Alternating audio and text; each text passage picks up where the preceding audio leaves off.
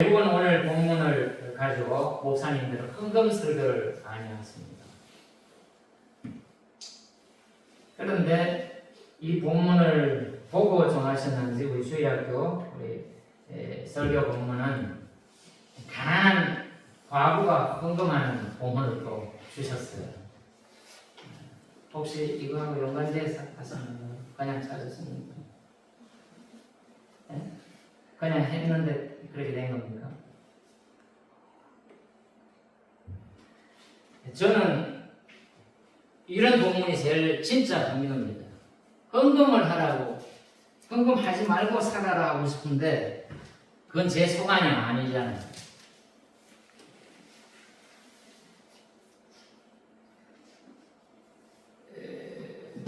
우리 교회에 목회하는 데 있어서는 절대적으로 필요한 것이 헌금 아니겠습니까?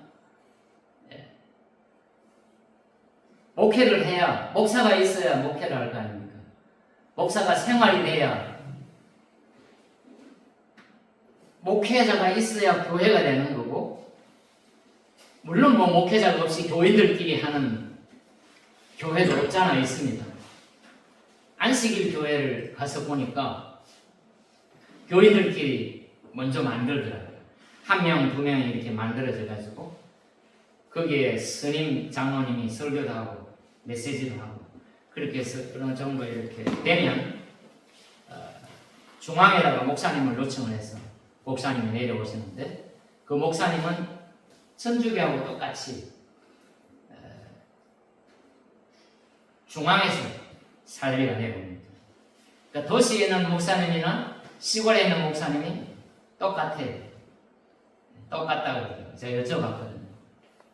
그 제가 아는 뭐 실명을 거론해도 될 것 같아요. 최근능이라는 분, 한현농이라는 분 아시나요? 송국리 이장님이세요. 그분이 저만 가면 목사님을 되게 반가워하는데 안식일 교회 장로님이세요. 그분이 한 20여 명을 만들어가지고 문막에서 교회를 하고 계십니다. 저보고 자꾸 크게 웃으라서 해달라고. 좋아요. 내가 반대하지는 않겠는데 그럼 왔다 갔다 합시다. 그래서 먼저 우리 작실교회에 오셔서 다 예배 한번 드리고 또 우리가 거기 가서 한번 예배 드리고 이분이 이제 자신이 있는 거예요. 안식일 교회에 대해서. 그 안식일 교회의 장로님들은 저를 전도하는 분이 많았어요. 이 동네에. 목수 하시는 분도. 이번에 오신 사모님은 정말 최고인데 저를 높이려고 하는 건 정말 아닙니다. 작실교회 목사님 같은 분이 우리 교회 오시면 정말 좋겠는데 우리 교회 오실 수 없겠냐 이렇게 또 다른 장로님으로부터 전도도 받고 그랬고 그랬었는데 어쨌거나 교회가 유지가 되려면 목회자의 사리가 있어야 되는데 우리 교회가 30년이 넘었는데 지난 긴 세월 동안 계속해서 정착을 하지 못하고 조직교회가 되지 못하고 이랬던 것은 목회자의 사례비를 줄 수가 없는 겁니다. 목회자의 사례비를 줄 수가 없으니까 생활 때문에 고통하지. 그러니까 이것도 안 되고 저것도 안 되는 것 같아요. 오늘 제가 드리고자 하는 요지는 작년까지 일을 하다가 올해 일을 그만두고 이제 좀 쉼을 가지고 목회를 새롭게 해봐야 되겠다 이런 생각을 하고 있는데 저는 그러고 싶지 않은데 또 저의 느낌도 그렇게 심하지는 않은데 이제 병이 이제 오는 거예요. 그러나 오늘 하나님의 말씀을 보면서 느낀 것은 이제 제대로 된 목회 한번 해봐야 되겠다 이 생각을 하나님이 저에게 주셨습니다. 이제 농사 안 해도 되잖아요. 택배 안 해도 되잖아요. 명절에 가족들은 다 와 있는데 택배가 많이 남아가지고 10시간 넘었는데 집에는 빨리 가고 싶은데 산등증 쌓여있으면 버릴 수도 없고 배달하자니 답답하고 이런 세월이 긴 세월이었다는 걸 여러분 알잖아요. 지금도 컨디션이 안 좋을 때 꿈을 꾸면 택배를 가지고 씨름하는 꿈을 꾸는데 꿈을 딱 깨면 기분이 너무 좋아요. 아, 택배 내가 안 하지, 끝났지. 남자들은 혹시 마음에 부담이 될 때 꿈을 꾸면 혹시 부담되는 꿈 안 꿔요? 군대에서 고통스러운 꿈. 이렇게 해결해야 된다고 저렇게 해결 안 되는데 딱 깼는데 꿈이야. 요즘 저는 그런 꿈을 조금 꾸는 것 같아요. 그래서 어떻게 하면 뭔가를 가지고 내가 실험을 하고 있구나. 어떻게 하면 성령의 충만한 삶으로 기쁜 마음으로 하나님이 주시는 고운 꿈, 원대한 꿈, 거룩한 꿈을 꿀 수 있을까? 이런 생각을 해봅니다. 그래서 오늘 저는 헌금 설교는 하고 싶지 않고요. 살짝 비켜서 염려에 대해서 설교를 한번 해보고 싶습니다. 설교하기 전에 오늘 최강석 집사님 기도 너무 잘하셨습니다.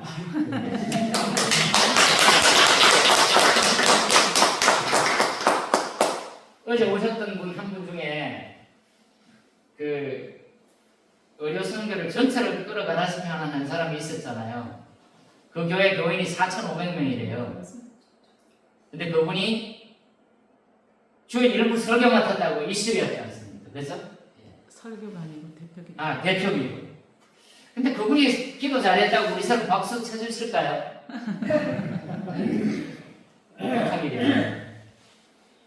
오늘 기도 내용은 잘 복사해가지고 기도 대표 기도를 해야 될 분, 시사 기도를 한번 시키면 좀 빼는 분들이 기도할 수 있도록 이렇게 복사를 하나 괜찮겠습니까? 누구 줘야 될지는 알겠죠? 복사를 한번 주시고요. 그리고 우리가 기도도 훈련이잖아요. 우리가 가장 잘 아는 책 중에 사랑의 기술이라는 에리 포룸이라는 사람이 쓴 책이 있잖아요. 거기에 사랑도 연습을 해야 사랑을 잘할 수 있다는 거 아닙니까? 그런데 어떤 사람은 내 성정에 맞고 내 눈에 맞고 정말 아름답고 복된 여인이 내게 나타난다면 나는 여지없이 사랑을 잘할 수 있을 것이다 이렇게 생각을 하는데 그런 사람이 안 나타나서 내가 사랑을 안 할 것이지. 근데 그 책에서는 그것이 착각이라는 거예요. 연습 없이 훈련 없이 사랑을 잘할 수가 없다는 거예요. 교회도 저는 마찬가지라고 생각합니다. 기도도 연습을 해야 되고요.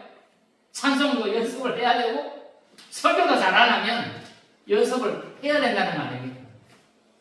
어떤 목사님이 교인이 없어가지고 밭을 매다가 콩밭에서 막 준비한 설교를 했더니 콩밭에서 누구 고기를 쑥 내미는데 아주머니가 콩을 매다가 설교를 들었나 봅니다.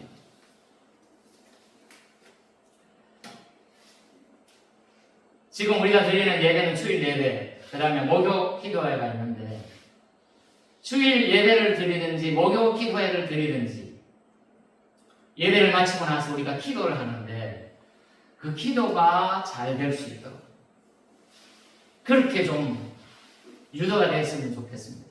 우리 이스팔 목사님께도 제가 부탁을 드리려고 했는데 목요를 맡았든지 주일 예배를 마치고 나서 기도를 정말 기도를 실질적으로 정직하게 하나님 앞에 했으면 좋겠다. 어떤 부분보다도 우리의 삶에 있어서 가장 가까이 붙어야 될 것은 오늘 찬송을 다 부르면서 또는 하나님의 말씀을 들으면서 이 말씀이 정말 내 마음에 와닿는 건지 내 삶에 와닿는 건지 아니 나하고 연관이 있는 말씀인지 이 부분을 한번 생각해 볼 필요가 있잖아요. 공중에 나는 새를 봐라. 생각하라 그래. 생각하라. 백합화가 어떻게 피는지 생각해보라 그러잖아요. 그런데 메시지 성경을 한번 보니까 이렇게 되어 있더라고요. 거울 앞에 가가지고 아무리 우쭐 댄다고 키가 한 자라도 클 수 있냐? 그것도 못하면서 조금 있으면 우리 이스팔 목사님 따님이 결혼하는데 그 사진도 나와 있잖아요. 뭐 있습니까? 웨딩 드레스 있잖아요. 할 수만 있다면 저 아내한테 미안하게 물 빌려 입어가지고 선택할 여지 없이 빌려 입게 했지만 할 수만 있다면 좋은 드레스 입혀가지고 결혼식에 꽃이 신부라면서요. 그러니까 돋보이게 해야 되는데 그렇게 잘 차려 입었는데도 불구하고 화장도 잘했는데도 불구하고 여기에 뭘 들고 나갑니까? 꽃을 들고 나가요.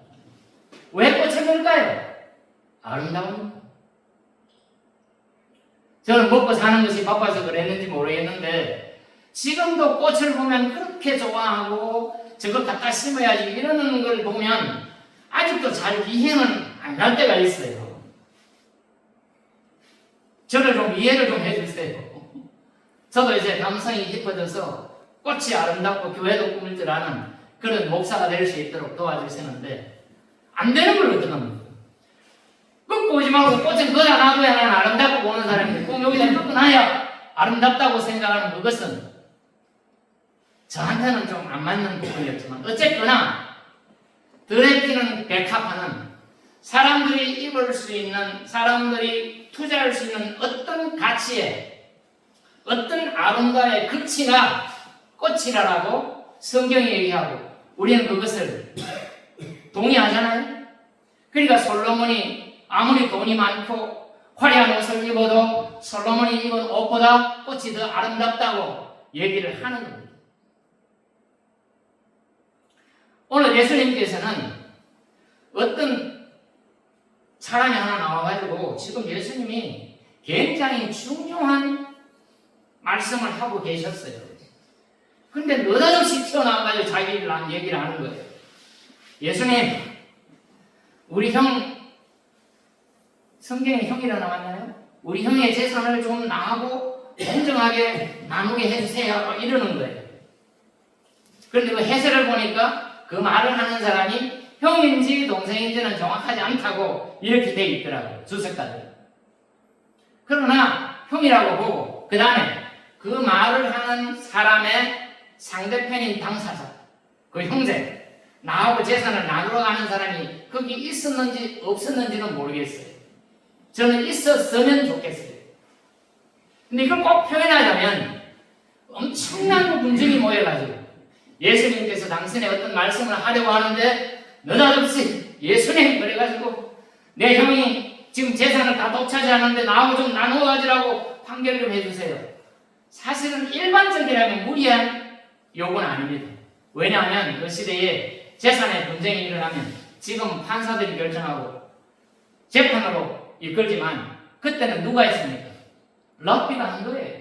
선생이 한 거예요. 예수님 같은 분들이 그걸 한 거예요. 근데 지금 시기적으로 안 맞는 게 조금 우습게 표현하자면 파리 한 마리 잡으려고 대포를 미사일을 쏘아야 되겠어요. 그 시기가 꼭 그런 역할을 해야 되겠다 그 말입니다. 그럼에도 불구하고 예수님께서는 그것을 가지고 염려에 대해서, 탐심에 대해서, 그 다음에 하나님 앞에 우리가 어떻게 살아야 되는지, 다시 말하면 헌금은 왜 해야 되는지에 대해서 하나님이 말씀을 하고 계시는 것입니다. 성경에 보면 염려는 나뉘다, 나뉘, 마음을 나누는, 생각을 나누는 거예요. 염려가 없는 사람이 있을까요? 신앙이 좋은 사람은 염려가 없을까요? 있어요. 어떻게 합니까? 딱 보면 알아요? 목사가 염려가 있을까요? 없을까요? 염려가 없는데 뭔 심장이 벌렁벌렁하고 하겠어요. 건강하기로 마음을 먹었습니다. 걱정하지 마시고 어제 전화번호가 제가 다 없어져가지고 설교 준비하고 있는데 장난전화 비슷한 게 왔어요. 서울에서 학원하던 친구들이가 술을 한잔 먹고 술이 취해가지고 우리가 세 명이 배포 아니냐? 가장 친한 친구 우리 셋인데 네가 빠졌기 때문에 우리가 전화했다 그러는데 전화가 한 통 왔어요. 그래서 어떻게 지내냐? 그래서 뭐 친구들이니까 야 요즘 내가 아파가지고 119를 실려가고 오던다. 왜? 그래서 가슴이 물렁물렁해져 그랬더니 나는 그 15년 전에 있었는데 협심증이야 부정맥이야 뭐야 그러면서 그냥 그 동생이 의사인데 그냥 골프대 좋은 거 하나는 언제 죽을지 모르니까 딱 죽으면 뭐 좋지 뭐 이러는 거예요. 저는 그런 것 같지는 않습니다. 여러분이 기도해 주신 덕분에 이제 남은 10년 동안 하나님이 주시는 말씀을 가지고 한번 열심히 해보려고 합니다.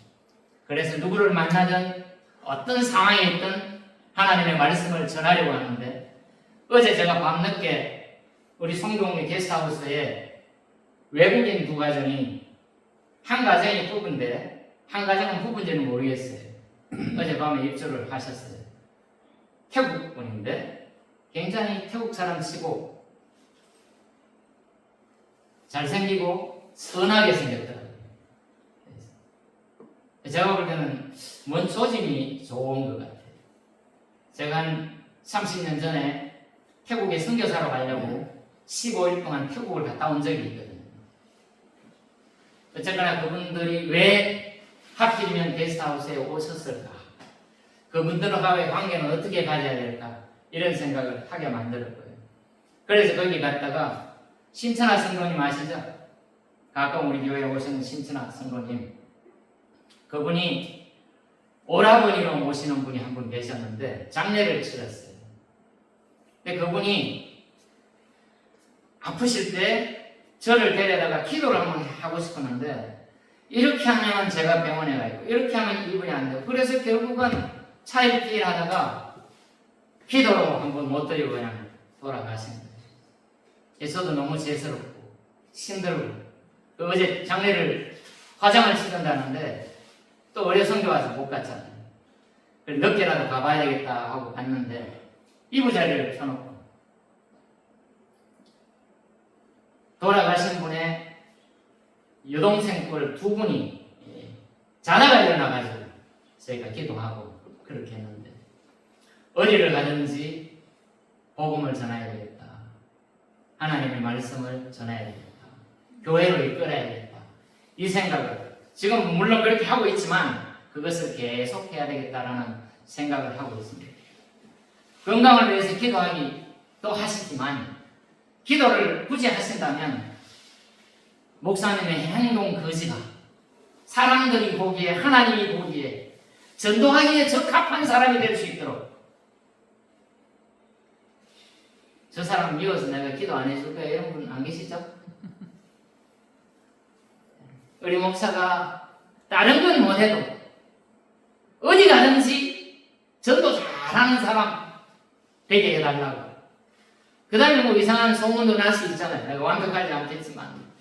그래서 이상한 소문이 날 때 그 소문을 여러분이 잠재워 주시고 좋은 목사로, 전도하는 목사로 그렇게 살아갈 수 있도록 여러분이 도와주셨으면 좋겠습니다.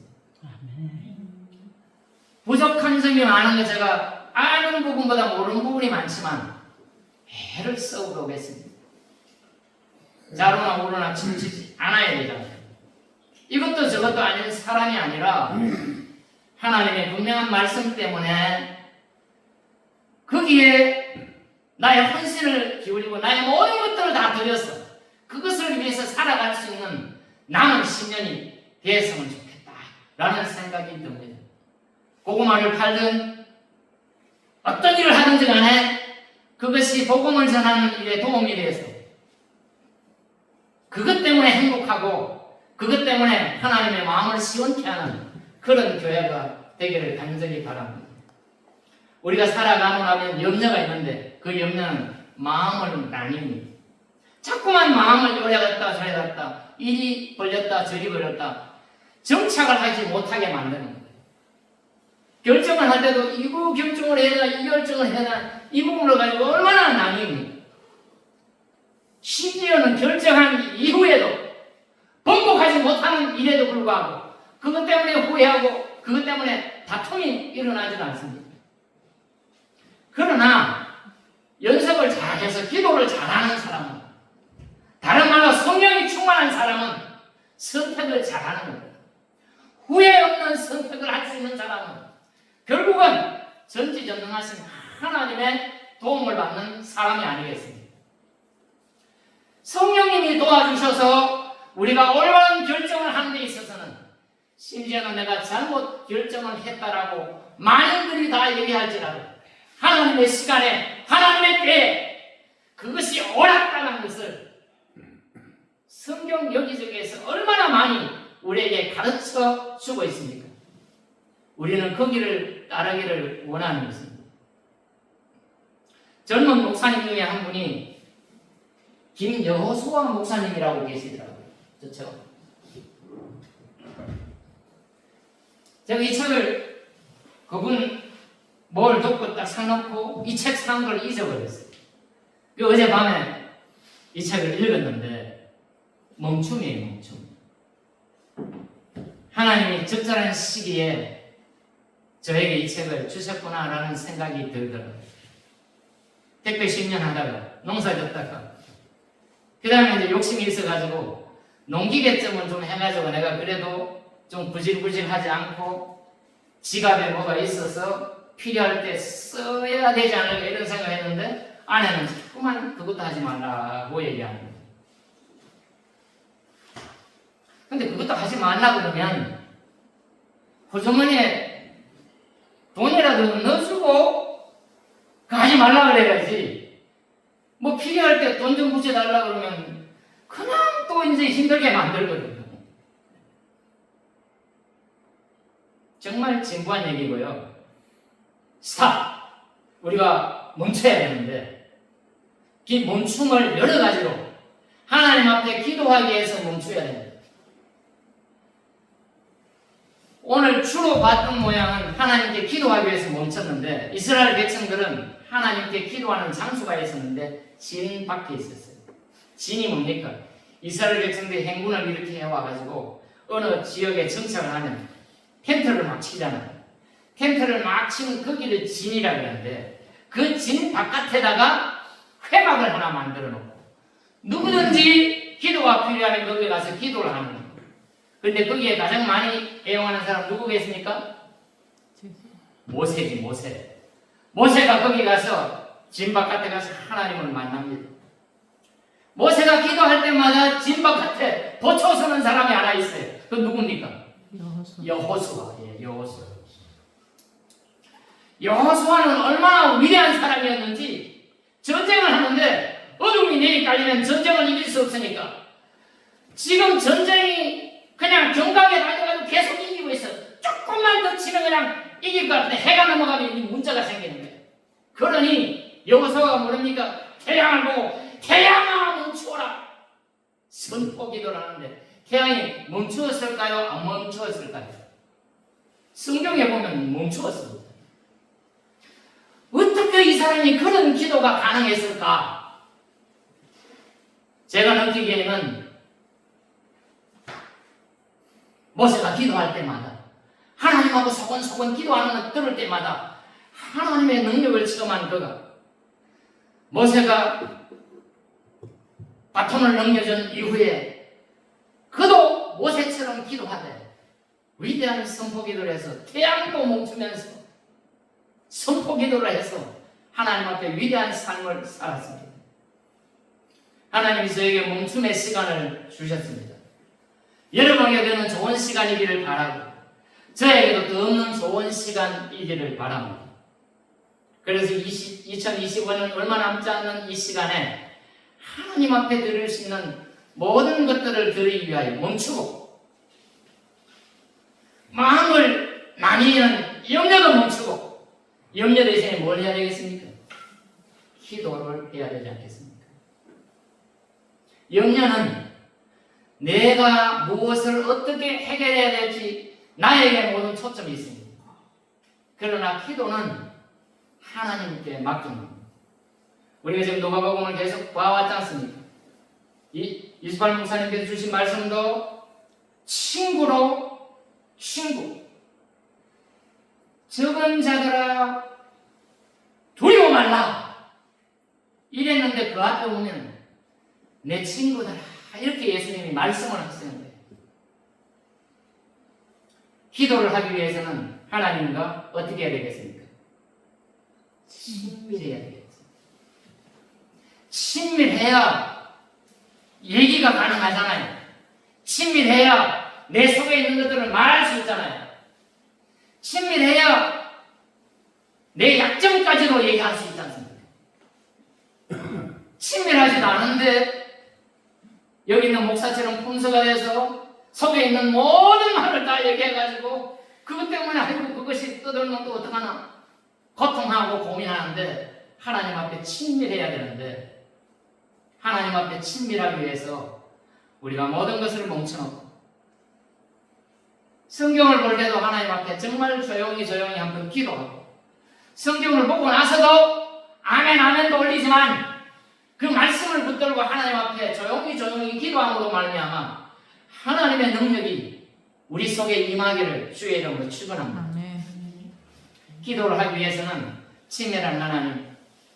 그래서 몇 분 되지 않는 기도를 주님께 가르칠 때 거기에 제일 중요한 단어는 무엇일까요? 주기도문 아버지, 아빠. 그냥 아빠가 아니라 이 세상에 능력 없는 아빠가 아니라 함부로 하는 아빠가 아니라 모든 것을 다 갖추고 인격적으로 전능하신 하나님 그분을 내 아빠로 친밀함으로 함께하는 그런 분이 되기를 원합니다. 그래서 기도 후에 우리가 친밀한 아버지 앞에 함께하지만 두 번째는 뭐가 있어야 되겠습니까? 회개가 필요하다는 회개. 하나님 앞에 회개하는 거예요. 우리가 가지고 있는 이 회개가 없으면 하나님 앞에 가까이 가기에 너무너무 뻘쭘한 거. 형제간에도 그러잖아요. 죄송합니다. 우리 가정 얘기를 해서 죄송한데 우리 제 위에 바로 이 형님하고 그 위에 형님하고 이렇게 안 좋아요. 근데 저하고 큰형하고 저도 안 좋은데 저는 약아가지고 우리 형이 어떻게 하면 좋은 걸 제가 알아요. 근데 작은 형이 무슨 일이 있으면 큰 형한테 가가지고 잘못했다 얘기를 많이 해요. 습관이에요. 잠재워요. 그래서 제가 그래요. 진짜 잘못했다고 생각하면 잘못했다고 행동하고 습관처럼 제발 좀 잘못했다 소리 그만해라고. 그런데 지금 어긋졌는데 우리 형님이와 큰형님이 오셔가지고 나한테 잘못을 빌면 내가 잘해주겠다. 그래서 작은 형은 이제 나는 잘못하고 이제 안 간다는 거예요.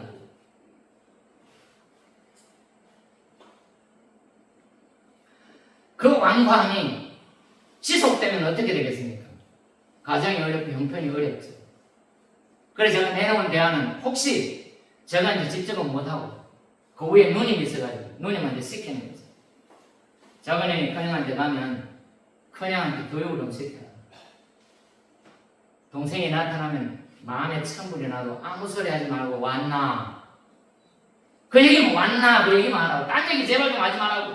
너 왜 왔어? 그럼 너 왜 왔어? 그러면 뭐라 그래야 돼요? 그런 앙금들이 있으면 형제간에도 풀어지지 않는 것처럼 혹시 여러분 속에 하나님하고의 관계에 앙금이 있다면 그것을 회개로 본다 그러거든요. 안 좋은 일을 계속하고 있으면 돌아서는 겁니다. 예배 후에 우리가 기도할 때 그런 연습을 한번 해봤으면 좋겠습니다. 그리고 월요일 날도 우리 조남인 권사님이 이제 다음 주부터는 예배당에 농사가 너무 없고 못 나오셨는데 나오신다는데 월요일 날 나와서 기도하기를 원하더라고요.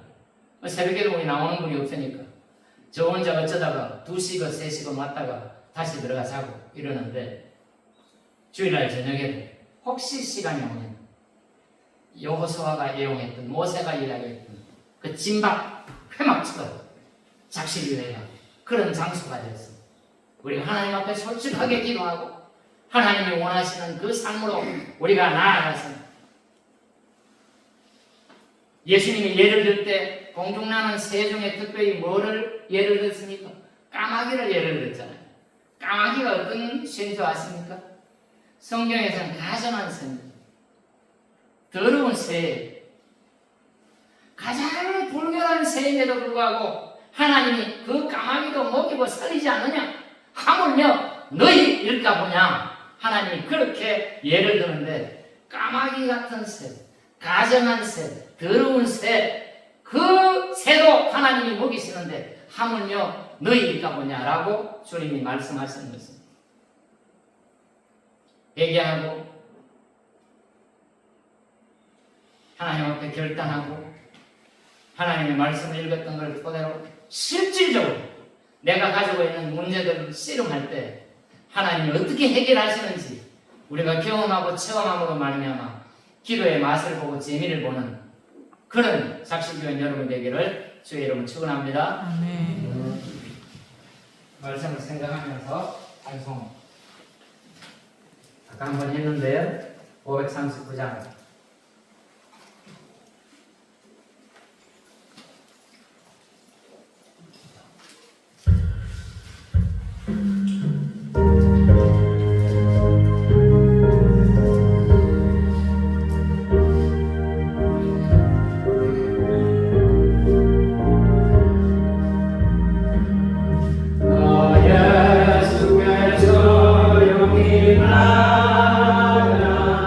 내 모든 짐을